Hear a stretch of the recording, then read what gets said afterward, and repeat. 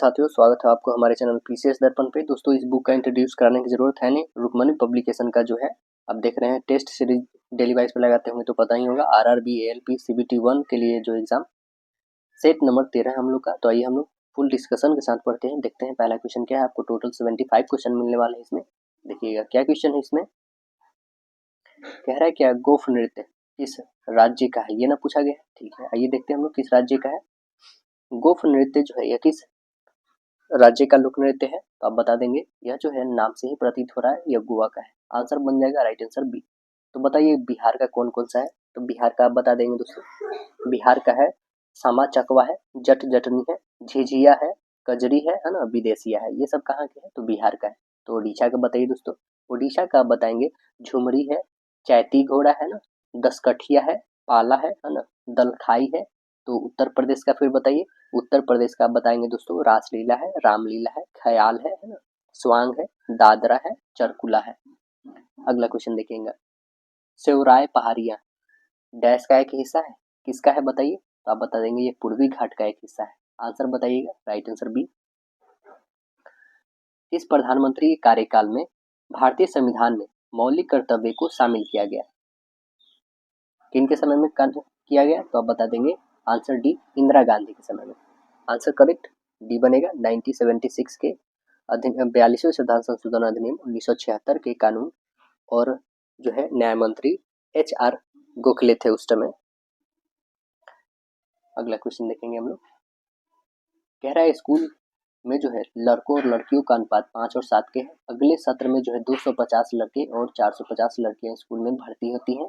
लड़कों और लड़कियों का जो है अनुपात 2 और 3 हो जाता है। तो स्कूल में कितनी लड़कियां हैं ये हमें बतानी है। तो कितनी लड़कियां हैं, देखिए बहुत ही सिंपल है, आप बना देंगे यहाँ पे कितने सिंपल से। देखिएगा इसमें जो दे रखा है आपके पास क्या है, तो आप बता देंगे लड़कों की संख्या कितना है 5x। 5x ये कहने का मतलब पहला, और लड़कियों का कितना है तो 7x। ठीक है ना। अब देखिए कह रहा है कि ये 5x जो है ना, जो लड़कों की संख्या है इसमें कितना बढ़ रहा है, तो 250 और नामांकन हो रहा है 250। लड़कियों में कितना हो रहा है, तो लड़कियों में हो रहा है 450। 450 लिख दीजिए। ये कितना का रेशियो में हो जा रहा है, 2/3 के रेशियो। बस क्रॉस मल्टीपल आप नहीं कर लेंगे, बिल्कुल आप कर लेंगे। तो यहाँ पे x की वैल्यू आप निकाल लीजिएगा। x की वैल्यू आपकी आ जाएंगे 150। ठीक है ना। जब x की वैल्यू 150 आ जाएगी तो क्या ये नहीं बता लेंगे और ये नहीं बता लीजिएगा, बिल्कुल आप बता सकते हैं। या तो ये भी बता सकते हैं, ये भी बता सकते हैं। ठीक है ना। तो अब स्कूल में लड़कियों की संख्या बताना है, तो ये वाली पोजीशन बताना है, ये जो 7x प्लस 450। तो 7x कहने का मतलब है कि 15 सत्ते 105 है ना, यानी कितना हो जाएगा 1050 तो रहेगा ही रहेगा। 1050 और प्लस में 450 ऐड कर देंगे तो कितना हो जाएगा बताइए। आप बता देंगे सीधे 1500। करेक्ट आंसर क्या बनेगा, राइट आंसर ऑप्शन ए। बताइएगा यदि 1/5 के पावर 3y है ना इक्वल में दे रखा है 0.008, तो 0.25 के पावर y का मान हमें ज्ञात करना है कि क्या होगा। तो आइए हम लोग निकाल के देख लेते हैं कि इसका वैल्यू क्या होगा। आप देखेंगे 1/5 की पावर जो है 3y इक्वल दे रखा है हमारे पास 0.008 दे रखा है ना। ठीक है, यहाँ पे 1/5 जो है हमारे पास ये 3y है दोस्तों, 2 नहीं 3 है। ठीक है, अब देखेंगे 1/5 के 3y लिखा है, तो क्या हम इसे भी हटा करके क्या यहाँ पे 30 लिख सकते हैं। ठीक है, अब इसे आप काटोगे दोस्तों तो बिल्कुल काट सकते हैं हम लोग, है ना। इसे काटते हैं हम लोग, 4 से काटिए, 4 दूना 8 और इसे 4 से काटेंगे तो 25 टाइम में। ठीक है ना। ठीक है, 0 इसे भी काटिए तो कटेगा कितने टाइम्स में, 125 125 टाइम्स में कटा। 125 क्या होता है, 5 का होल क्यूब करोगे, 5 का क्यूब तो इतना ही आएगा, यानी 1/5 इसे भी लिख सकते हैं हम लोग। ठीक है, 1/5 का 3y। ठीक है ना, इधर आया 1/5 का होल क्यूब आया। अब देखेंगे 1/5 कट गया, यानी 3y इक्वल क्या आ गया आपके पास 3, यानी y की वैल्यू आप क्या बोलोगे, तो y की वैल्यू कैंसिल हो जाएगी, तो y की वैल्यू 1 आ गया, है ना। y की वैल्यू 1, तो y की वैल्यू तो हमें फाइंड करनी नहीं, इसका वैल्यू फाइंड करना है, तो इसके ऊपर 1 डालोगे तो इससे कोई इफेक्ट नहीं पड़ेगा, यानी 25 अपॉन में आपके पास 100 आ जाएंगे। इसे काटोगे या फिर काटो नहीं, यूं ही छोड़ दो, तो कितने आंसर आ जाएंगे आपके पास, तो राइट आंसर आप बताएंगे ऑप्शन नंबर डी। कह रहा है कि आदमी जो है 1350 में 2 मेज खरीदता है। ठीक है ना, उसे एक मेज को बेचने पर 6% की हानि होती है और दूसरे पर बेचने पर 7 सही 1/2% की लाभ होती है, तो कुल मिलाकर उसे ना तो हानि होती है और ना ही लाभ। तो दोनों मेज का क्रय मूल्य में अंतर कितना होता है ये हमें बतानी है। तो आइए हम लोग यहाँ पे निकाल लेते हैं कितना अंतर आएगा। देखेंगे हम मान लेते हैं क्या कि मेज का क्रय मूल्य x तथा y, ठीक है ना। अब कह रहा है दोनों का, तो x हमने मेज और दूसरे को y माना है, दोनों का सम कितना है 1350 यहाँ पे दे रखा है, इतना में हमने खरीदा है, ठीक है। ये फर्स्ट इक्वेशन मेरा लेके, ठीक है। अब अकॉर्डिंग टू प्रश्न आप देखेंगे दोस्तों, ये तो हमारा हो गया पहला इक्वेशन। अब कह रहा है कि पहले 6% हानि पे बेच रहा है, तो ये एक से न है जो 6% हानि पे बेच रहा है 6%, और दूसरा जो है 7 सही 1/2 पर बेच रहा है, यानी कि इसके बराबर y जो है ये 7.5 लिख सकते हैं प्रतिशत में, ठीक। तो आप लिख सकते हैं x अपॉन y कितना आ गया आपके पास, तो आप बता देंगे 7.5/6 आ गया, ठीक है, क्योंकि 100 से 100 तक कैंसिल हो जाएगा, परसेंटेज से परसेंटेज। अब देखेंगे ये आप x की वैल्यू इतना आ गई, y की वैल्यू इतना ले सकते हैं, ठीक है।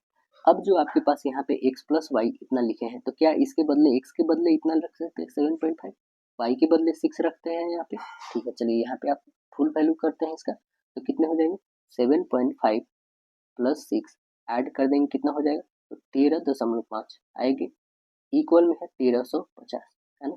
अब इसे डिवीजन करेंगे क्योंकि एग्जैक्ट वैल्यू नहीं है, ये एक्स है, ठीक है ना दोस्तों। तो यहाँ पे इसका आप निकालोगे तो 13.5 आ जाएगा डिवीजन में, ठीक है ना। यहाँ से एक यूनिट का वैल्यू, तो ये डेसिमल 10 ऊपर चला जाएगा, काटिएगा तो ये 10 टाइम और 10 कितने आ जाएंगे, एक का वैल्यू आ गया 100। तो हमें क्या निकालना है दोस्तों, एक का जब वैल्यू 100 आ गया है तो हमें वैल्यू निकालना है 7.5 में से ये 6 अंतर पूछ रहा है, इनका अंतर तो कितना हो जाएगा 1.5 का निकालना है, 1.5 पर गुने 100 कर दीजिए, ये डेसिमल हटाइए 0 0, यानी कितना आ गया 150 150। आंसर क्या बताइएगा, राइट आंसर सी। क्वेश्चन कह रहा है यदि P x cube plus x square minus 2x minus cube, और इसके दे रखे हैं जो x माइनस 1 से और x प्लस 1 से जो है पूर्णतः विभाज्य है, तो p और q का हमें वैल्यू बताना है। बहुत ही सिंपल है, यहाँ पे हम बता लेंगे, देखिएगा यहाँ पे जो है पहले हम रखेंगे क्या, f इक्वल जो है पहले 1 जो 0 आ रहा है, और f जो है -1 ये भी 0। तब हम जो हमारे पास है वो लिखेंगे हम लोग P x Q plus x square minus 2x minus Q. जब इसका वैल्यू 1 रखते हैं, जब 1 रखेंगे तो ये p रहेगा, प्लस में ये 1 होगा, -2 और माइनस क्यू होगा। इसे आगे सॉल्व करेंगे तो p माइनस क्यू इक्वल हो जाएगा 1, ये फर्स्ट इक्वेशन लेंगे हम लोग। फिर जब -1 रखेंगे तब क्या होगा, जब -1 रखिएगा उस टाइम में आप रखोगे तो ये हो जाएगा p-1 में क्यू करेंगे तो -p प्लस हो जाएगा, आपका स्क्वायर है तो 1 ही रह जाएगा, और माइनस यहाँ पे, और माइनस माइनस में 2 है और माइनस में 1, माइनस माइनस प्लस हो जाएगा, तो यहाँ पे हो जाएगा 2 और माइनस क्यू। इसे आप सॉल्व करेंगे तो -p प्लस यहाँ पे माइनस जो है उधर प्लस में भेज देते हैं इसको, ठीक है। तो आपके पास हो जाएगा प्लस p और प्लस q इक्वल हो जाएंगे 3। ये second equation, first and second equation से हम लोग सॉल्व कर सकते हैं।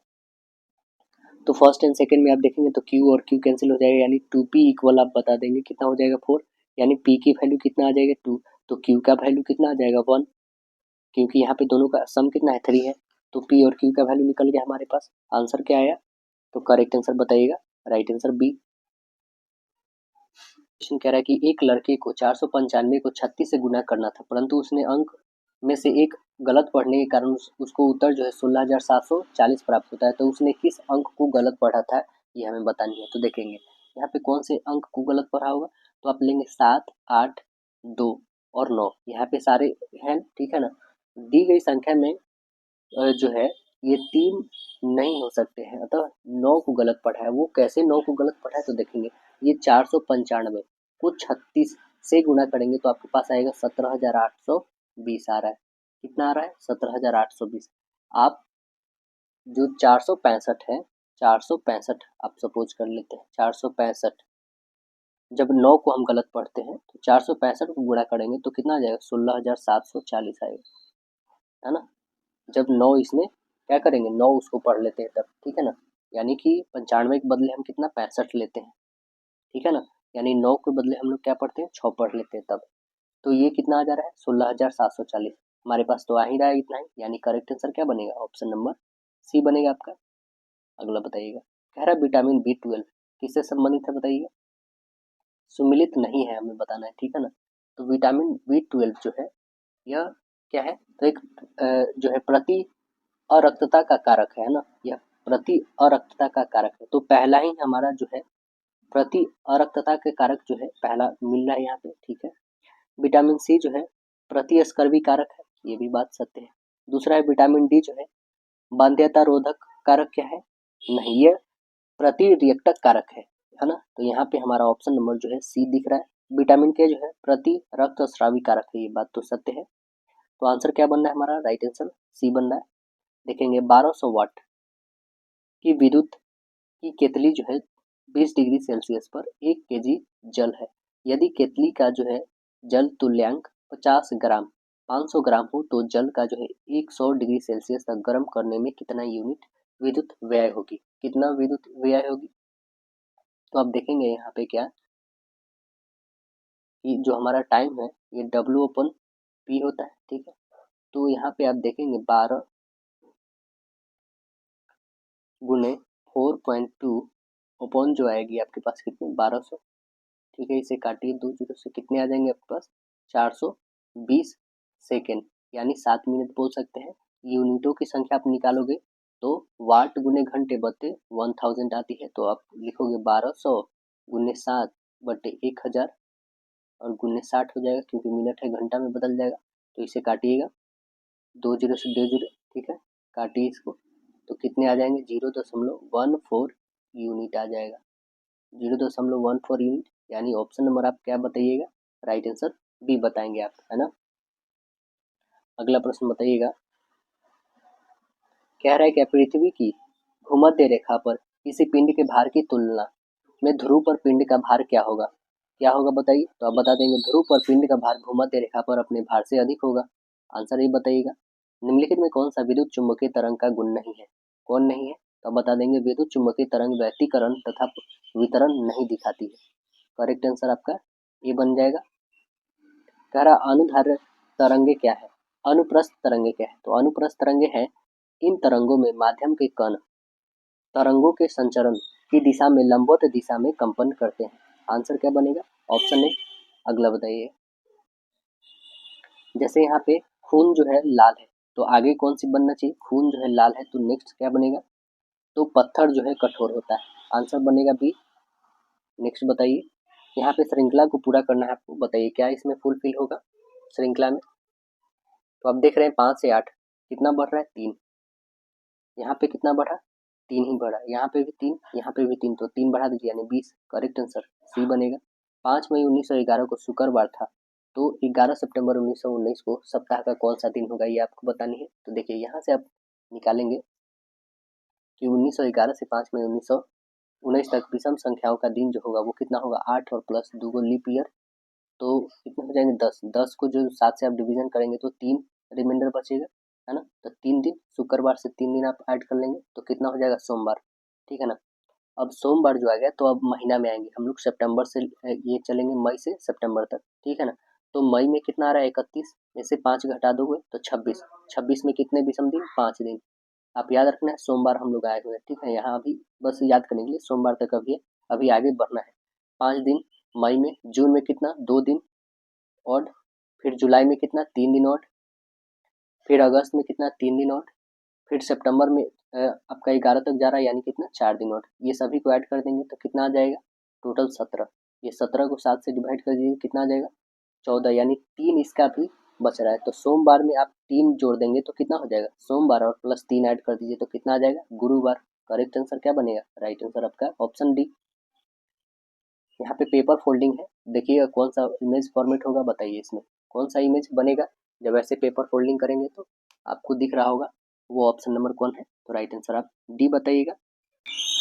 अगले प्रश्न क्या है आपके पास कि दिया गया प्रतिबिंब वाली है, ठीक है ना, कि इमेज फॉर्मेट कहाँ पे बनेगा। तो इमेज फॉर्मेशन आप बता दीजिए बहुत आसानी से, ये कहाँ पे बनने वाला है देखेंगे और बताइए आप कौन सा बनेगा। तो आप बता देंगे ऑप्शन नंबर सी करेक्ट होगा ना, इमेज फॉर्मेशन। देखिएगा एम का विवाह एन से हुआ है, ठीक है, एम एन क्या है, विवाहित जोड़ा है। एन यू की बेटी है, यू की बेटी है एन, ठीक है, ये बेटी है तो ये हस्बैंड इसके कंफर्म है। यू का विवाह एस से हुआ है, यू का विवाह एस से मीन्स इसके पिताजी है एस, ठीक है। एस पी की बहन है, एस जो है पी की बहन है, पी की बहन है एस, ठीक है, एस जो है पी की बहन है। अब बोला गया है कि पी क्यू का बेटा है, पी जो है क्यू का बेटा है। आर जो है एस की माँ है, तो एन का क्यू से क्या संबंध है, एन का क्यू से क्या संबंध है, तो एन का क्यू का बेटी के बेटी, आंसर सी बनेगा। भारत के कुछ शैक्षिक संस्थान जो है महात्मा गांधी के अंग्रेजों के साथ असहयोग के आह्वान के प्रति क्रिया स्वरूप स्थापित किए गए थे, निम्नलिखित में से कौन सा संस्थान उनमें से एक नहीं था, तो कौन नहीं था, तो आप बता देंगे सोरामपुर कॉलेज नहीं था। करेक्ट आंसर ये बताइएगा, सोरामपुर कॉलेज नहीं था, है ना। सोरामपुर कॉलेज जो है पश्चिम बंगाल राज्य में सोरामपुर में स्थित है। सोरामपुर कॉलेज की स्थापना 1818 में 3 जो है बैप्टिस्ट मिशन पदों के द्वारा किया गया था। अगला प्रश्न देखेंगे हम लोग, कह रहा 1911 बता रहे हैं दोस्तों। जनगणना 2011 के अनुसार देश का दूसरा सबसे कम जनसंख्या वाला राज्य कौन है, दूसरा सबसे कम जनसंख्या वाला राज्य बताइएगा, तो आंसर क्या बताएंगे, यह मिजोरम है। करेक्ट आंसर सी बनेगा, कौन है, मिजोरम है, ठीक है ना। और देश का पहला सबसे कम जनसंख्या वाला कौन है, तो आप बता देंगे वो है सिक्किम। और सबसे ज्यादा वाला तो आपको पता ही है, कौन है, उत्तर प्रदेश।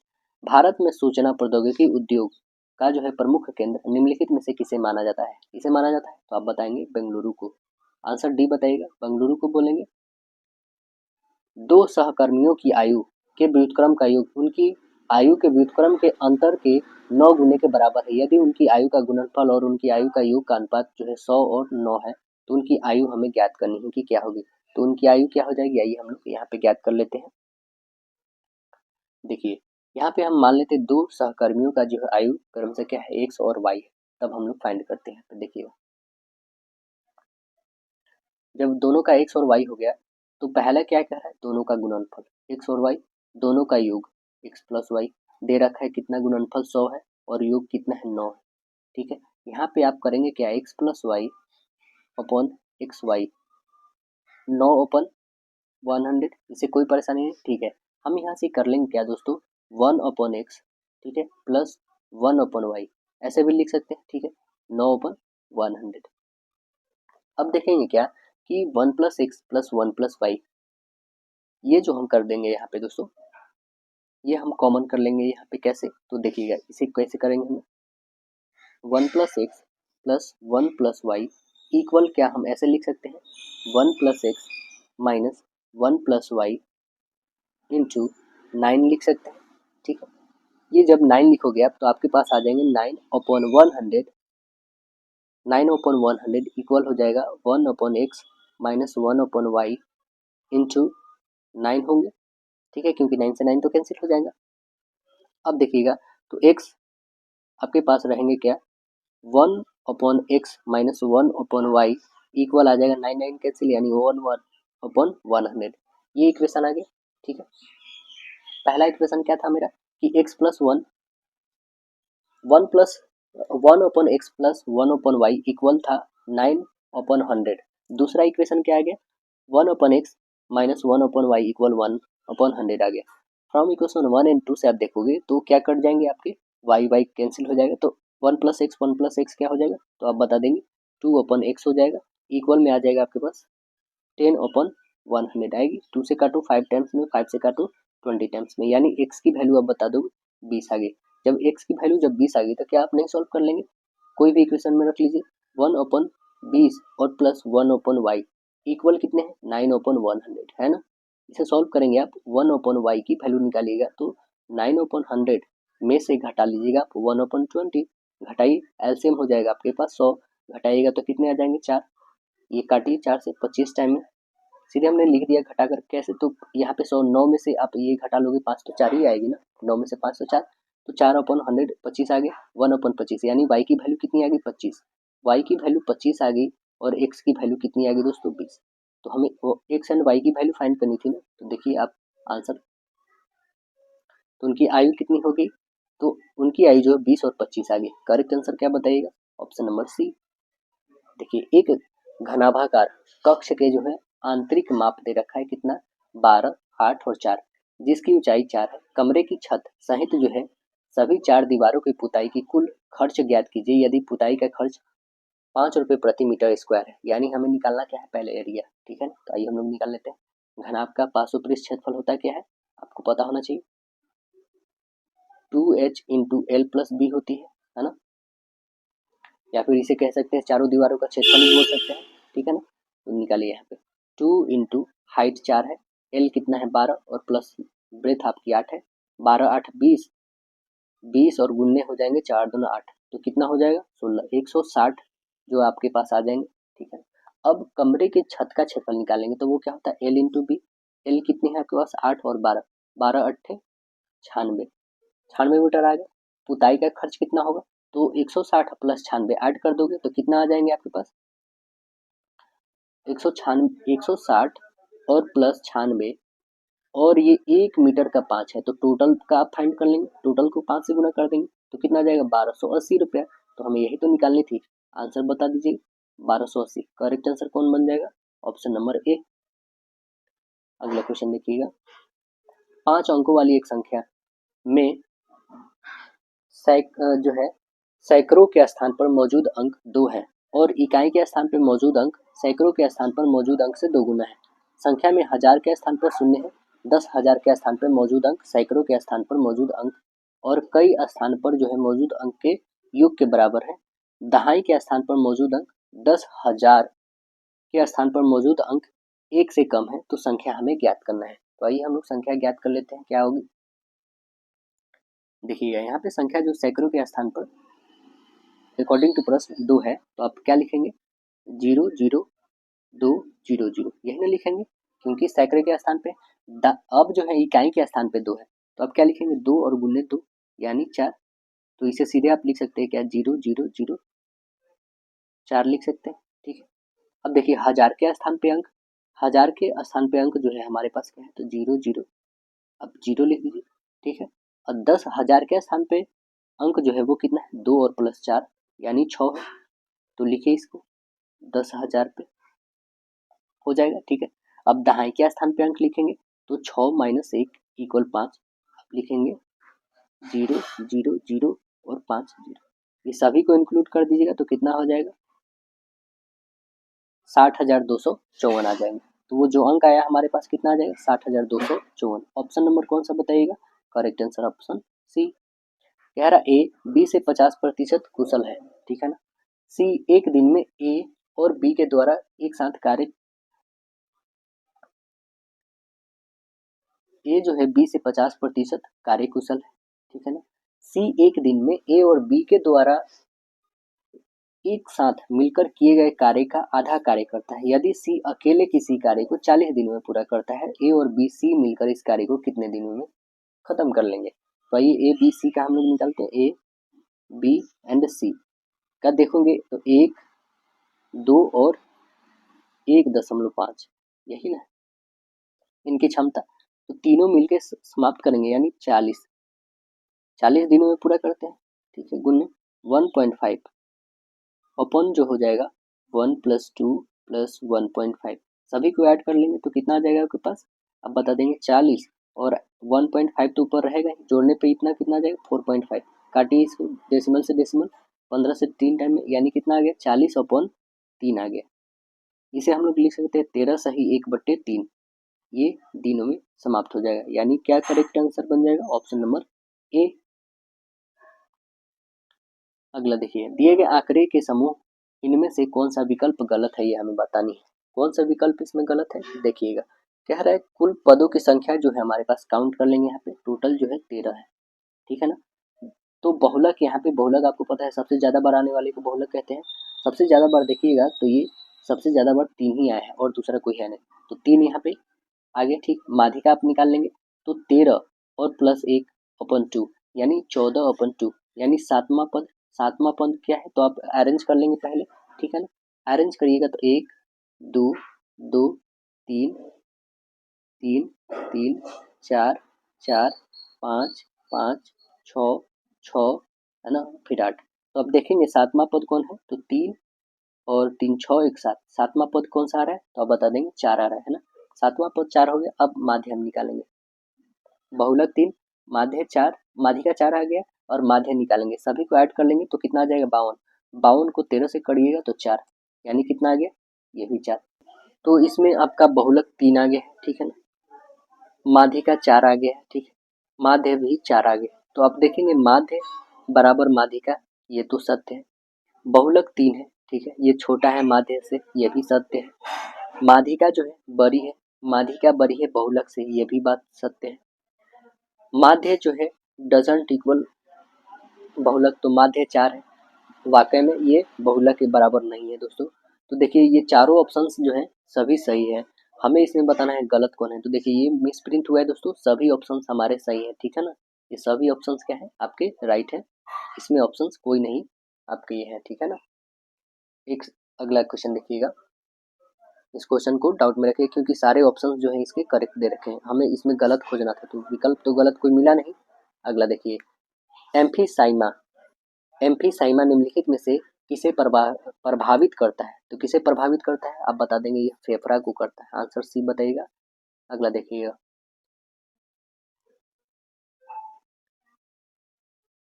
नेक्स्ट जो है एसेरिकिया कोलाई, एसेरिकिया कोलाई डैश में पाई जाती है, ये पाई जाती है आपके मनुष्य की आंत में, intestine of man, intestine of man, correct answer B बनेगा।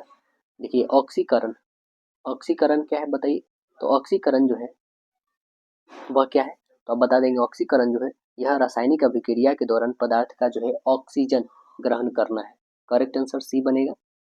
शून्य समूह किसने प्रस्तावित किया था, किसने किया था शून्य समूह को प्रस्तावित, तो आंसर बताएंगे यह किया था रैमसे ने किया था, करेक्ट आंसर सी बन जाएगा, रैमसे ने किया था। एक न्यूरॉन, एक न्यूरॉन के कोशिका रचना को क्या कहा जाता है, क्या कहा जाता है तो आंसर बताएंगे, उसे कहा जाता है सोमा, करेक्ट आंसर डी बनेगा। क्या कहा जाता है इसे, सोमा कहा जाता है ना, करेक्ट आंसर डी बनेगा। अंग्रेजी वर्णमाला के क्रम के आधार पर जो है निम्नलिखित 4 अक्षर समूहों में से 3 किसी तरह समान है, एक अलग है, वो हमें बताना है, कौन अलग है इसमें, तो देखिए यहाँ पे जो अलग जो है वो कौन सा है, तो इसमें सबसे अलग जो है ए बी डी सबसे अलग है ना, करेक्ट आंसर आपका ए बन जाएगा। ये बात बाकी सभी एक दूसरे से मिले हुए हैं, देखेंगे तो HIL है ना, यानी 8 9 और 12, यहाँ पे देखेंगे 4 5 और 8, देख रहे हैं ना, सभी में 3 का और 1 का डिफरेंस है, इसमें भी वही है 15 16 और 19। अगला क्वेश्चन देखेंगे, कह रहा है ए का भाग है बी का गुणा है, यहाँ पे आप रख नहीं लेंगे, ये बी का कह रहा है गुणा, यहाँ पे गुणा कर दीजिए, ए का भाग कह रहा है भाग कर दीजिए इसे, फिर सी का कह रहा है प्लस प्लस कर दीजिए, डी का कह रहा है माइनस माइनस कर दीजिए, बहुत ही सिंपल है। इसे डिवीजन कर देंगे तो कितना आ जाएगा 1 और 4 टाइम्स में कैंसिल होगा, और इसे गुणा कर दीजिएगा तो कितना हो जाएगा 11 और 4 में करेंगे तो 11 44 और 11 11 दूना 22 होगा ना दोस्तों, 11 और 44 और 2 कितना हो जाएगा 46 हो जाएगा, ठीक है। इसमें ऐड कर देंगे हम लोग 41,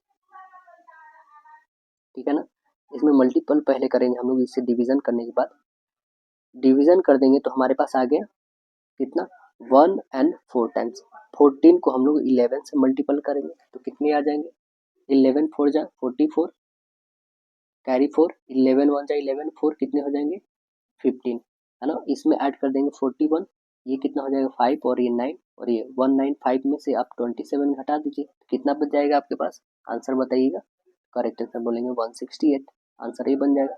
देखिएगा ये जो दिया गया हमारे पास शब्द आगे और पीछे दोनों दिशाओं में ऐसे कितने अक्षर युग्म मौजूद है जिनके बीच में उतने ही अक्षर मौजूद है जिनके बीच में अंग्रेजी वर्णमाला के क्रम में है, तो आइए देख लेते हैं कितने वर्ण मौजूद है इसमें। अब देखिएगा ना इसमें तो आपको करना क्या होगा कि पहले तो आपको लिखना होगा, ठीक है ना, यहाँ पे लिखिए, तो ये कितने हैं आप देखेंगे ए के बाद बी जस्ट आ रहा है, ठीक है, एक आया, ओके, अब ए से A B C D E, ए से ई भी आ रहा है, यहाँ पे अभी तक 2 आ गए, ठीक है, नेक्स्ट देखेंगे एस से टी भी आ रहा है, तीसरा आ गया, ठीक है, अब एस से आर भी आ रहा है, ठीक है ना, तो 18, एस से जो है हमारा आर भी आ रहा है, तो ये कितने हो गए अभी तक हम लोग के पास, तो 4 आ गया, मतलब सीधे से यहाँ पे ऑप्शन कौन सा दिख रहा है 3 से अधिक आ रहा है, करेक्ट आंसर सी बता दीजिएगा। ए की आयु बी की आयु से 2 साल अधिक है, जिसकी आयु सी की आयु की दुगुनी है, यदि इन सभी की आयु का योग जो है 32 है तो बी की आयु कितनी है हमें बतानी है। तो बी मान लेते हैं सी की आयु x है और बी का 2x है। देखिए यहाँ पे कर लेते हैं, सी की आयु x है, सी की x है और बी की क्या है तो 2x, ठीक है। और ए की कितनी है तो अब बता देंगे 2x और प्लस 2 है। अकॉर्डिंग टू प्रश्न आप देखेंगे तो x plus 2x plus 2x plus 2 equal कितना है 32 दे रखा है। सभी को ऐड कर लीजिए, 2 2 4 1 5, 5x इक्वल इधर घट जाएगा तो ये 30, 5 से काटिएगा तो 6, यानी x की वैल्यू जब 6 आ गया यानी ये 6 और ये हो जाएगा 12, ये हो जाएगा 12 2 14, है ना। तो हमें बताना है कि इसका वैल्यू है दोस्तों, तो आप बता देंगे बी का आयु, बी की आयु कितनी आ जाएगी तो 12। आंसर क्या दिख रहा है ऑप्शन नंबर सी आप बताएंगे, ऑप्शन नंबर सी करेक्ट होगा, ऑप्शन नंबर बी करेक्ट होगा दोस्तों, सी नहीं बी करेक्ट होगा 12।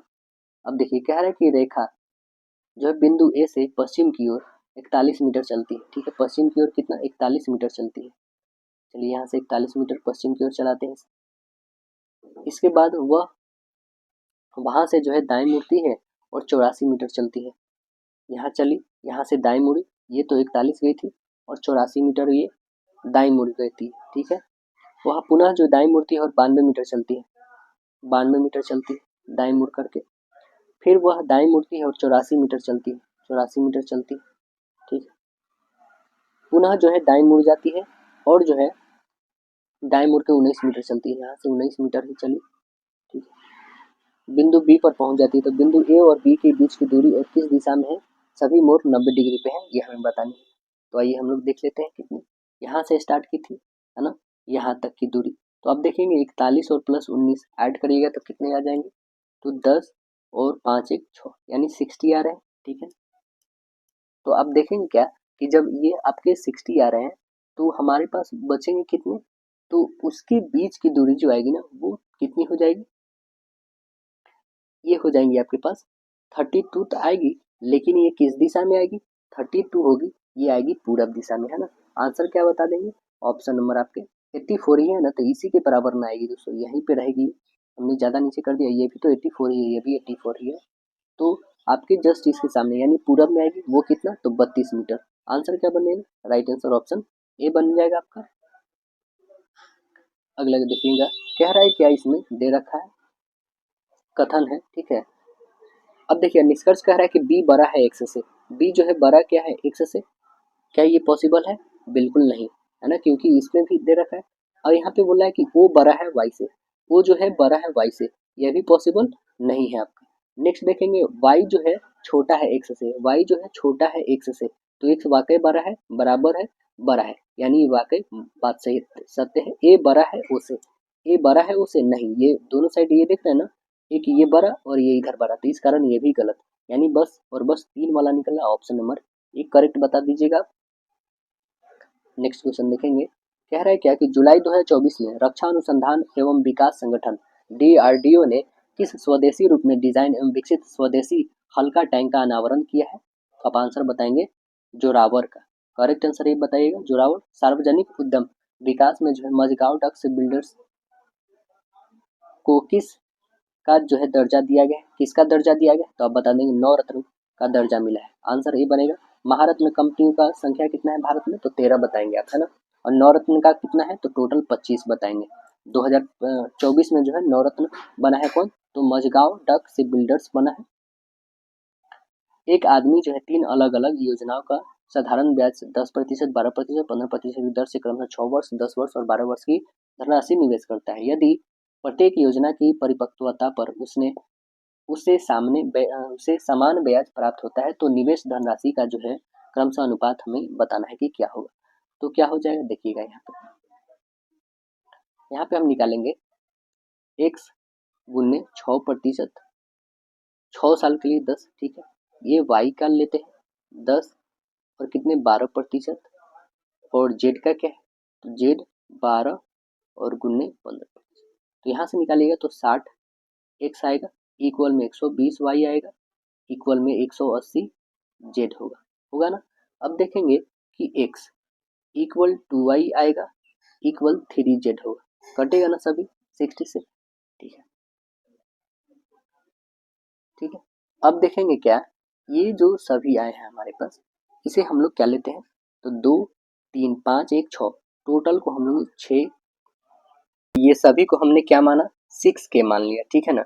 जब 6k मान लिया तब यहाँ से x इक्वल हम क्या लिख सकते हैं, 6k लिख सकते हैं, y इक्वल क्या लिख सकते हैं, 3k लिख सकते हैं, z इक्वल क्या लिख सकते हैं, 2k लिख सकते हैं ना। ठीक, तो यहाँ पे x and y and z का रेशियो क्या आ गया, 6 3 और 2 का रेशियो आ गया, यही तो हमें निकालनी थी, 6 और 3 और 2। तो आंसर देखेंगे ऑप्शन नंबर कौन सी है, तो राइट आंसर आप बताएंगे option number D correct answer है। बताइएगा 0 से 52 के बीच में सभी विषम संख्याओं का योग हमें बताना है, क्या होगा। तो देखिएगा अंतिम पद प्लस पहला है ना अपॉन 2 होता है, तो अंतिम पद कितना है ये पहले देखेंगे। तो आप देखेंगे क्या कि हमारा 0 से लेके 52, तो 52 कहने के मतलब है कि विषम संख्या, तो विषम तो 52 है नहीं, 51 है, तो विषम संख्या 51 प्लस 1 अपॉन 2, तो कितने हो जाएंगे, 52 का आधा करोगे तो 26 हो जाएंगे, 26 का होल स्क्वायर कर दो यानी 676। करेक्ट आंसर क्या बन जाएगा, राइट आंसर सी बनेगा आपका। अगला दे रखा है क्या कि 777 सही 1/5, फिर यहाँ पे दे रखा है 700 प्लस 777 अपॉन 2 अपॉन 5 दे रखा है, 777 3 अपॉन 5 दे रखा है ना। ऐसे आपका न्यूमरेटर एक एक बढ़ते जा रहा है ना। तो यहाँ पे क्या करेंगे आप दोस्तों, कैसे बनाएंगे इसे, पहले तो आपको क्या करना होगा, इसमें 777 को कॉमन करना होगा, ठीक है। 777 को यदि कॉमन करते हैं तो आपके पास क्या बच जाएगा, 777 जैसे कॉमन होगा तो हमारे पास बचेगा दोस्तों कितने हैं, तो 1 2 3 और 1 4 है, ठीक है। 4 को ऐड कर लेते हैं यहाँ पे, 777 सीधे यहाँ पे गुणा कर लीजिए ना 4 से, जो 4 टाइम जोड़ेंगे उतना ही आएगा, ठीक है। और प्लस होगा आपके पास क्या, तो 1/5 प्लस हो जाएगा 2/5 प्लस होगा 3/5 प्लस होगा 4/5, यही ना होगा, ठीक। इसे कैलकुलेट करेंगे, तो इसे कैलकुलेट करिएगा तो मल्टीपल करेंगे ना 4 से, तो आपके पास कितने आ जाएंगे, ये गुणा करिएगा तो आपके पास आ जाएंगे 3108, ठीक है। प्लस ये सभी का एलसीएम 5 हो जाएगा। अब देखिए 4 3 7 और 2 9 1 10, ये काटोगे तो कितने आ जाएंगे 2, तो इसमें 2 ऐड कर दीजिए यानी कितना आ जाएगा 3108 में 2 जोड़ देंगे तो 3110, यानी करेक्ट आंसर आपका बताइएगा राइट आंसर डी बनेगा। अब देखिए यहाँ पे एक ग्राफ दे रखा है 15 और 2016 में एक प्रिंटिंग कंपनी के द्वारा जो है बेची गई 5 विषम विषय जो है, भौतिकी पी, रसायन सी, जीव विज्ञान 2 बी है और गणित एम, अंग्रेजी ई की पाठ्य पुस्तक की कुल संख्या जो हजारों को दर्शाता है। तो ग्राफ के आधार पर नीचे दिए गए प्रश्न का हमें उत्तर देना है। देखिएगा यहाँ पे कह रहा है बेची गई पुस्तकों की संख्या जो है हजारों में है ना। देखें यहाँ पे 2015 जो है ज्यादा डार्क है, 2016 जो है कम डार्क है, ये आप देख लेंगे ध्यान। उपयुक्त ग्राफ के संबंध में निम्नलिखित में कौन सा कथन सही नहीं है, ये हमें बतानी है ना। तो सही नहीं है, देखेंगे आप यहाँ पे, देखिए देखिए यहाँ पे 2015 और 16 के दौरान जो है जीव विज्ञान पुस्तकों की कुल बिक्री जो हुई है वो कितनी हुई है, 30 और प्लस 25, टोटल कितना हुआ है तो आप बता देंगे 55,000, ठीक है ना, जीव विज्ञान का, बायोलॉजी का, ठीक। अब जो देखेंगे आप 2015 से 16 के दौरान अंग्रेजी जो पुस्तक है उसकी बिक्री कितनी होती है, 25 और प्लस 20 कितनी होती है, 45, ये इंग्लिश का होती है, ठीक है ना। तो इसमें विकल्प जो है कौन सा आप देखेंगे, तो आप विकल्प को यह वाली कौन, तो आप विकल्प सी देखिए 2015 से 16 के दौरान हुई जीव विज्ञान की पुस्तक की बिक्री इस अवधि के दौरान हुई अंग्रेजी पुस्तकों की कुल बिक्री से कम है। तो आंसर क्या बनेगा, राइट आंसर आपका सी, क्योंकि जीव विज्ञान की ज्यादा है, यहाँ पे कह रहा है कि जीव विज्ञान की कम है। अगला क्वेश्चन देखेंगे, कह रहा है क्या कि 9/4 21/11 और 63/20 का एलसीएम लघुत्तम समवर्तक हमें बताना है कि क्या हो जाएगा। तो एलसीएम क्या निकालेंगे दोस्तों, ऊपर वाले का और नीचे वाले का एचसीएफ निकाला जाता है। तो कितना हो जाएगा एलसीएम बता दीजिए, आप बताओगे 63 ही हो जाएगा, क्योंकि 9 के टेबल में भी, इसके टेबल में, इसके भी टेबल में, और इसका एचसीएफ क्या हो जाएगा तो आप बताएंगे 2। तो 63/2 कौन सा है, करेक्ट आंसर आप बताइएगा, राइट आंसर डी है। आधुनिक आवर्त सारणी में कितने क्षैतिज पंक्तियां हैं, कितने हैं क्षैतिज तो आप बता देंगे 7 है, जिसको हम लोग आवर्त बोलते हैं ना, आवर्त सारणी आधुनिक में कितने क्षैतिज हैं, तो ये हमारे 7 हैं।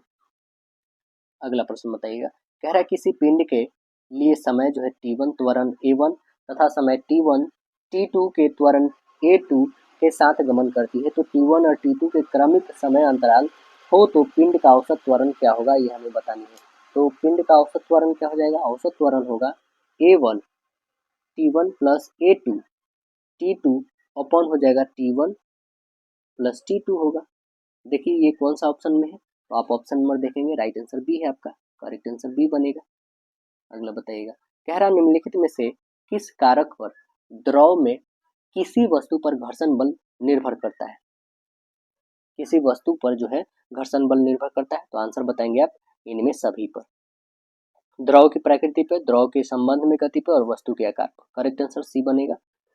पदार्थ, किसी पदार्थ का डैश वह तापमान और दाब होता है जिस पर उस पदार्थ के तीन चरण कौन कौन, गैस, द्रव और ठोस, उष्मागतिकीय साम्य में एक साथ रह सकते हैं। तो आंसर क्या बताइएगा, आंसर बताएंगे त्रिक बिंदु। करेक्ट आंसर क्या बनेगा, राइट आंसर डी त्रिक बिंदु। निम्नलिखित में से कौन सा एक प्रक्रम जो है प्रकाश संश्लेषण से सम्मिलित है, कौन है बताइए, तो अब बता देंगे प्रकाश संश्लेषण से जो सम्मिलित है वो है प्राप्तम ऊर्जा, है ना, स्थितिज ऊर्जा में परिवर्तित होती है और संचित हो जाती है ना। तो करेक्ट आंसर हमारा क्या बन जाएगा, राइट आंसर ऑप्शन बी बनेगा। जो प्राप्तम जो है ऊर्जा स्थितिज ऊर्जा में परिवर्तित होती है। अगला क्वेश्चन देखिए, कह रहा है प्रश्न और कथन दे रखा है, तो देखिएगा प्रश्न, राहुल या विशाल में कौन बड़ा है। राहुल का जन्म 1987 में, वह विशाल की बहन से 5 साल छोटा है, विशाल की आयु उसकी बहन की आयु की 2 गुनी है। तो आंसर क्या बताएंगे यहाँ पे, आंसर यह बताएंगे ना दोस्तों कि दोनों कथन एक साथ मिलकर प्रश्न उत्तर देने के लिए आवश्यक है। करेक्ट आंसर आपका ए बनेगा। यहाँ पे दिए गए विकल्प में बताना है खाली स्थान पे क्या संख्या भरी जाएंगी, तो देखिए क्या भरे जाएंगे, 28 है ना, यहाँ पे आप जो देख रहे हैं 28 और 8, 28 और 8 कितने होते हैं 36, 36 का स्क्वायर रूट 6 होता है। वैसे ही देखिए 63 और 18 को आप ऐड करोगे तो 81, 81 का क्या होता है 9 होता है। वैसे ही 94, 94 में कितना ऐड करेंगे कि 169 आएगा, 169 13 का होता है दोस्तों, जो ये 13 दे रखा है, तो कितना ऐड करेंगे, तो आप बता देंगे इसमें जो ऐड करना होगा वो है 75। तो करेक्ट आंसर क्या बन जाएगा, राइट आंसर ऑप्शन डी आपका बनेगा। कह रहा है उन संख्याओं का चयन करें जो निम्न श्रेणी को प्रश्न के स्थान पे आने वाले हैं। 97 से 86 कितना का डिक्रीज हुआ, आप देखेंगे क्या यहाँ से 97 से 101 कितना बढ़ा दोस्तों, तो आप बता देंगे 4 बढ़ा, ठीक है ना। यहाँ 86 से यहाँ पे भी 3 बढ़ा, ठीक है ना।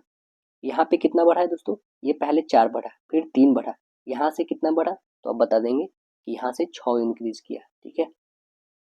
और 89 से फिर कितना इंक्रीज करेगा, तो अब बता देंगे 89 से जो है हमारा 3 इंक्रीज करेगा, तो 3 इंक्रीज करेगा तो कितना बन जाएगा, अब बता देंगे कि 94 बन जाएगा, ठीक है ना 94। और यहाँ से जो इंक्रीज करेंगे वो कितना इंक्रीज करेगा, तो अब 8 इंक्रीज कराएगा ना, तो 8 इंक्रीज कराएगा तो कितना हो जाएगा, ये हो जाएगा 15। यानी करेक्ट आंसर क्या बन जाएगा 94 और 115, करेक्ट आंसर ऑप्शन डी बनेगा। दिए कथन और पूर्ण धारणा को हम लोग पढ़ते हैं। क्या है कथन हमारे पास, बिजली बोर्ड ने बिल भुगतान संग्रह के लिए घर घर जाना शुरू किए कर दिया है। पूर्ण धारणा क्या है, बिजली बोर्ड का मानना है कि घर घर जाकर बिजली भुगतान एकत्र करना प्रभावी तरीका है। बिजली बोर्ड ने जो है बिल भुगतान संग्रह पर ध्यान बढ़ाया है। तो आंसर क्या बनना है, आंसर बनना है ए और बी दोनों इसमें अंतर्निहित है, करेक्ट आंसर बनेगा, राइट आंसर आपका डी। यहाँ पे एक कोड भाषा है जो इसको ये लिखा गया, तो ऐसे ही बताना है इसका क्या लिखा जाएगा। देखिए ये राहुल जो है ना, ये सभी संख्याओं को ऐड करोगे तो 36 आ रहा है, 60 आ रहा है। वैसे ही सभी को 18, 1, 19, 10, 29 और 5 ऐड करो, 19 और 8 ऐड करो तो कितने आ जाएंगे टोटल, आपके आ जाएंगे 61। करेक्ट आंसर बी बन जाएंगे। एक लड़का उत्तर दिशा में 20 मीटर चलता है, दाएं मुड़ जाता है, उत्तर दिशा में चलता है और 20 मीटर चलने के बाद जो है दाएं मुड़ जाता है और 30 मीटर चलता है, फिर दाएं मुड़ता है और 20 मीटर चलता है, पुनः जो है बाएं मुड़ता है और 15 मीटर चलता है। उसकी अंतिम जगह अपनी प्रारंभिक वाली जगह से है कितनी है, तो आप देखेंगे ये कितनी चल गया, तो बता दीजिए। यहाँ से यहाँ तक 30 है और यहाँ से यहाँ वो चला है कितना 15, 30 और 15 ऐड कर दीजिए तो कितना हो जाएगा 15, 30, 45। करेक्ट आंसर क्या बन जाएगा, राइट आंसर ऑप्शन डी बन जाएगा, पूरब दिशा में। अगला बता दीजिए, संघ लोक सेवा आयोग की नई अध्यक्ष कौन बनी है, इनका नाम क्या है दोस्तों, Preeti Sudan. Correct answer D बताइएगा। इससे पहले डॉक्टर मनोज सोनी थे, है ना, अभी कौन है प्रीति सूदन, करेक्ट आंसर। निम्नलिखित में से किसे 58वां ज्ञानपीठ अवार्ड मिला है, किनको मिला है? तो आप आंसर बताएंगे। यह मिला है कवि गुलजार को और संस्कृत विद्वान जो है रामभद्राचार्य जी को मिला है। ए और बी दोनों होगा, करेक्ट आंसर आपका सी बन जाएगा। यदि एक संख्या R1 और दूसरी R2 से 13% कम है तो R2 5600 से 50% अधिक है तो R1 का मान हमें बताना है कि क्या होगा। देखेंगे यहाँ पे कैसे बनेगा। R1 जो है ना, यहाँ पे R1 इक्वल R2 का कितना 87% अपन 100 है ना, तो R1 अपन R2 इक्वल कितना हो जाएगा 87/100 होगा ना। तो यहाँ से सॉल्व करेंगे कि R2 इक्वल हो जाएगा आपका 5600 गुन्ने हो जाएंगे 150/100 होगा ना। 2 जीरो से 2 जीरो काटिए है ना, तो ये कैलकुलेट करेंगे तो आपके पास आ जाएंगे कितने 8400। तो ये तो R2 का बन गया 8400। R2 कितना आ गया आपके पास 8400। R1 कितना आ जाएगा दोस्तों, तो R1 8400/100 आ जाएगा और गुन्ने 87 काटिए 2 जीरो से 2 जीरो, तो काटेंगे आपके पास 7308 आ जाएगा। तो R1 आ गया और R2 भी आ गया। तो कितना आ गया दोस्तों, हमें फाइंड करनी थी क्या, तो आप बता देंगे हमें फाइंड करनी थी R1 की कितनी आई है, तो आप बता देंगे 7308। करेक्ट आंसर सी बन जाएगा। दो रेलगाड़ी समान चाल से विपरीत दिशा में चल रही है, यदि प्रत्येक रेलगाड़ी की लंबाई कितनी है, तो 160 मीटर है, वे एक दूसरे को 32 सेकंड में पार करती है, तो प्रत्येक रेलगाड़ी की चाल हमें बतानी है कि क्या होगी। सापेक्ष चाल जो होगी वो कितनी हो जाएगी 160 प्लस 160 अपॉन 32 हो जाएगी। तो ऐड करेंगे 320/32, काटिए इसको 10 मीटर प्रति सेकेंड आ जाएंगे। तो प्रत्येक रेलगाड़ी की चाल कितनी हो जाएगी 10/2 और गुने 18/5 कर दीजिए। काटिए 2 से 9 और 2 से काटिएगा 5 से 2, यानी 9 दूना 18, 18 किलोमीटर प्रति घंटा। करेक्ट आंसर बताइएगा ऑप्शन नंबर ए। अब देखिए यहाँ पे ये सिंप्लीफिकेशन बहुत ही सिंपल है आपका, देखिएगा इसे सॉल्व करेंगे हम लोग। तो आपके पास लिखा है कि 2/1 गुने 3, ठीक है ना, 2/3 गुने 5 है, 2/5 गुने 7 है, ऐसे 2/45 गुने 47 तक जाता है। तो यहाँ पे हम कॉमन कर लेते हैं दोस्तों। एक यदि इसमें आप देखेंगे 1 minus 1/3 plus 1/3 minus 1/5 plus 1/5 minus 1/7 ऐसे करते हैं, माइनस 1/47 के पास जाते हैं, तो क्या हो जाएगा कि एक में से आप 1/47 घटाइएगा तो क्या हो जाएगा 46/47। करेक्ट आंसर आपका क्या बन जाएगा, राइट आंसर डी बनेगा आपका। अगला क्वेश्चन बताएंगे, कह रहा है घनाभ की लंबाई और चौड़ाई क्रमशः 50% और 20% बढ़ाई जाती है, इसकी ऊंचाई 30% कम कर दी जाए तो घनाभ के आयतन में कितना प्रतिशत की वृद्धि होगी, ये हमें बतानी है। कितनी प्रतिशत की वृद्धि हो जाएगी, तो आप बता देंगे 50 प्लस 20 प्लस 50 गुने 20/100 होगा। 2 जीरो से 2 जीरो काट दीजिए, 5 दूना 10 और यहाँ पे 70, यानी 10 ऐड कर देंगे तो 80% आ गई है ना। ये हमारा आ गया क्या, तो आप बता देंगे चौड़ाई का एकल वृद्धि, लंबाई और चौड़ाई का। अब ऊंचाई में कमी कितना है, तो ऊंचाई में 30% की कमी, यानी 80 में से 30 घटा दीजिए तो 50, ऐसे नहीं बल्कि 80 माइनस 30 और माइनस 80 और गुन्ने 30, यहाँ पे अपॉन 100, काटिए 2 जीरो से 2 जीरो, तो 80 में से 30 50 माइनस यहाँ 8 3 का 24, 50 में से 24 घटा दिया तो 26। आंसर क्या बन जाएगा, राइट आंसर सी 26%। नेक्स्ट देखिए, एक निश्चित धनराशि पर 3/2 वर्ष और 7/2 वर्ष के लिए 12% वार्षिक दर से साधारण ब्याज के बीच का अंतर जो है 1920 रुपये है, तो वह धनराशि कितनी है हमें बतानी है। तो वह धनराशि कितनी है दोस्तों, आइए देखते हैं कितनी है धनराशि। वह देखेंगे यहाँ पे, वह धनराशि जो है हम मान लेते धनराशि x है, तब अकॉर्डिंग टू प्रश्न आप करेंगे कि x गुने 12/100 गुने 7/2 माइनस कर देंगे x गुने 3/2 गुने 12/100 होगा, इक्वल कितना है, तो आप बताएंगे 1920 है। क्या यहाँ से x की वैल्यू नहीं फाइंड कर लेंगे आप, बिल्कुल आप फाइंड कर लेंगे। तो x की वैल्यू आपके पास टोटल आ जाएगी 1920 गुने 200/48, इसे काटिएगा तो आपके पास आ जाएंगे 8000, ठीक है। x की वैल्यू आ जाएंगे दोस्तों 8000, तो हमें x की वैल्यू ही तो निकालनी है, आंसर सी बन जाएगा 8000। नेक्स्ट बताइए, कह रहा है कि 80 ओम का प्रतिरोध एक सेल से जुड़ा है और प्रतिरोधक के बीच विभवांतर 40 वोल्ट है, तो दिए गए प्रतिरोधक से प्रवाहित होने वाली धारा एम्पियर में हमें बतानी क्या हो जाएगी। तो विभवांतर इक्वल क्या होता है, V इक्वल IR होता है ना, बस यहाँ पे फॉर्मूला रखिए। ये क्या हो जाएगा V ओपन R, हमें करंट निकालना है तो विद्युत धारा, तो कितनी हो जाएगी 40/80, काटिए इसको 1/2 यानी 0.5। करेक्ट आंसर क्या बताइएगा, ऑप्शन नंबर बी। नाभिकीय रिएक्टर में जो है नियंत्रक छड़ बनी होती है, किसकी बनी होती है, तो आप बता देंगे वो कैडमियम की बनी होती है। आंसर सी बनेगा। अमर बेल जो है कसकूटा किस एक का उदाहरण है? किस एक का उदाहरण है? तो आप बता देंगे बाह्य परजीवी है। आंसर ए बनेगा, बाह्य परजीविता है। अगला प्रश्न बताना है। कह रहा है चालक का प्रतिरोध किस पर निर्भर करता है? चालक का प्रतिरोध जो है यह निर्भर करता है आपका इनमें सभी पर। चालक की लंबाई पे, चालक की मोटाई पे और चालक के पदार्थ की प्रकृति पे। आंसर बन जाएगा right answer option B correct होगा। बताइएगा दलहन पौधे की जड़ों की गांठों में पाए जाने वाले बैक्टीरिया किसका निर्माण करता है? तो यह निर्माण करता है दोस्तों नाइट्रोजन से नाइट्रेट का निर्माण करता है। करेक्ट आंसर बी बताइएगा। एक परीक्षा में जो है आशा का ऊपर से 16वां नीचे से 15वां कक्षा है तो कितने होने गए? देखिए इस दोनों को तो ऐड कर दीजिए, दोनों को ऐड करके एक घटा देना है तो कितना हो जाएगा? 31 में से एक घटा दीजिए यानी 30। करेक्ट आंसर ये बन जाएगा क्योंकि आशा को ही ऊपर से ही गिना जा रहा है नीचे से भी गिना जा रहा है इसलिए एक घटा देंगे। अब देखेंगे यहाँ पे ए सी है, एफ एच है, ठीक है ना, के एम है और पी आर है तो आगे क्या आने वाली है देखिएगा। यहाँ से ए एक है, ये 6 है, ये 8 11 है, ठीक है, और ये 16 है। कितना का डिफरेंस? 5 का सभी में डिफरेंस आ रहा है तो 16 5 21। 21 कौन आता है? यू से स्टार्ट होने वाला बस दो ही है। अब देखेंगे नेक्स्ट यहाँ से 2 का डिफरेंस, इसमें भी 2 2 2 तो 21 2 23। 23 कौन होगा? तो ऑप्शन नंबर ए। देखिए कह रहा है यहाँ पे पास से दिए गए एक नीचे है तो उसके ऊपर में कौन आएगा? एक का विपरीत हमें बताना है। बहुत ही सिंपल है, देखेंगे एक का विपरीत कैसे बताएंगे। यहाँ से 2 और ये 2 ढूंढिए। 2 के क्लॉकवाइज चलिए, 2 के बाद 6 है, 6 के बाद 4 है ना, 2 के बाद 6 उसके बाद 4 तो यहाँ पे भी आई। 2 के बाद क्या है? 5 है, 5 के बाद 3 है। हमें क्या निकालना था? एक का अपोजिट। एक का अपोजिट क्या आएगा? तो आप बता देंगे एक का अपोजिट जो आएगा वह यहाँ पे देख रहे हैं सभी डिजिट देख रहे हैं, बस एक ही नहीं देख रहा है तो एक ही से बना दीजिए। एक का अपोजिट क्या आ रहा है? 2 यानी करेक्ट आंसर आपका राइट आंसर डी बन जाएगा। नेक्स्ट बताइए नीचे दिए गए चित्र में लुप्त संख्या कौन है ये बता दीजिए आप। तो इसमें लुप्त संख्या कौन सा आ जाएगा बताइए। तो आप देखेंगे क्या कि यहाँ पे 4 जो है हमारे पास 4 गुने 4 करते हैं तो 16, 16 प्लस 2 ऐड कर दीजिए तो 18 आ जाएगा, ठीक है। 7 चौका 28 और 2 करेंगे तो 30 आ जाएगा।